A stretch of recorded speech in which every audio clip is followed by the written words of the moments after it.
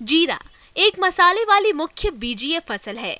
इसका उपयोग कई तरह के व्यंजनों में खुशबू उत्पन्न करने के लिए किया जाता है।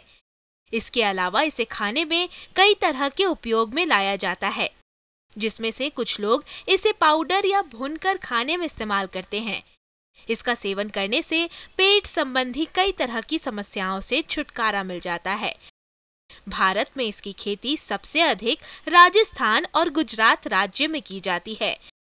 यहाँ पर पूरे देश का कुल 80% जीरा उत्पादित किया जाता है, जिसमें से 28% जीरे का उत्पादन अकेले राजस्थान राज्य में होता है और राज्य के पश्चिमी क्षेत्र में कुल राज्य का 80% जीरा उत्पादित होता है।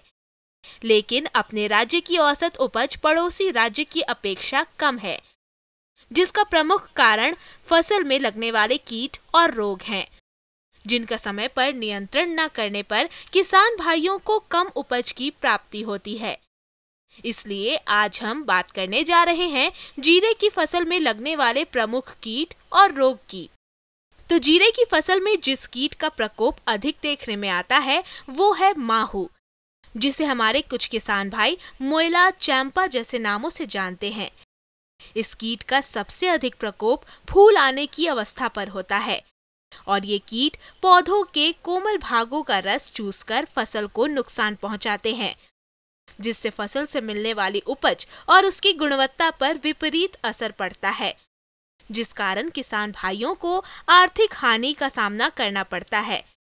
तो इस तरह के नुकसान से बचने के लिए आप नीम तेल 5 मिलीलीटर प्रति लीटर पानी में घोलकर फसल पर छिड़काव कर दें, जिससे आप इस कीट पर काफी हद तक नियंत्रण पा लेंगे।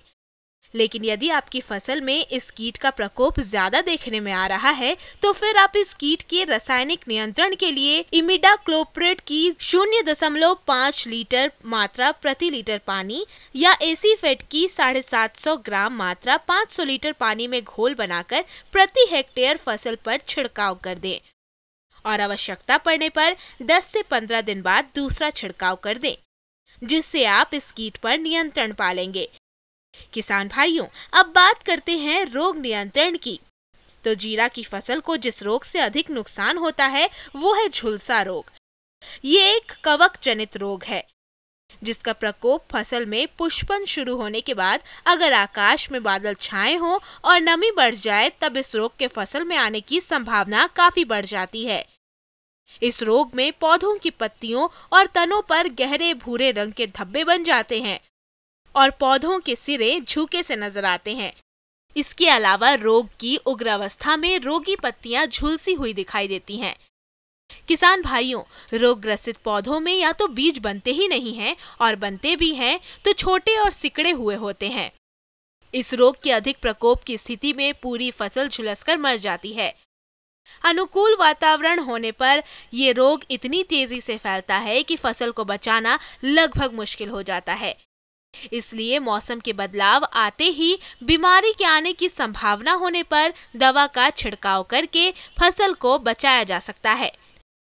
किसान भाइयों, इस रोग के नियंत्रण के लिए मेन्कोजेब 1.5 से 2 ग्राम प्रति लीटर पानी में घोलकर फसल पर छिड़काव करें, जिससे आप इस रोग पर नियंत्रण पा लेंगे।